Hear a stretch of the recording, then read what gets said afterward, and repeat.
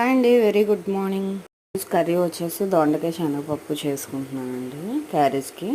Onion ఒక 5 పచ్చిమిర్చి తీసుకొని బాగా కట్ చేసుకొని ఆయిల్ పెట్టుకొని అవి వేయించుకోవాలి. బాగా వేగాక దొండకాయ ముక్కలను తీసుకొని వేసుకొని అవి కూడా వేయించుకోవాలి. ముందుగా కట్ చేసుకొని ఉంచుకున్నాను నేను నైట్. అవి ఒక 10 నిమిషాలు మూత పెట్టుకొని బాగా మగ్గించుకున్నాక అప్పుడు శనగపప్పు ముందుగా కడిగి ఉంచుకున్నాం కదండి నైట్ నానబెట్టుకొని దాన్ని కూడా యాడ్ చేసుకోవాలి.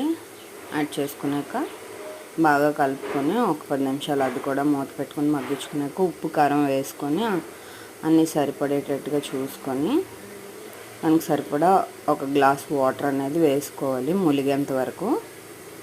అదొక 20 నిమిషాలు ఉడికించుకుంటే దగ్గరికి ఇంకుతుందండి. అంతే అండి దొండకాయ శనగపప్పు curry. Please subscribe to my channel Devi Ramesh.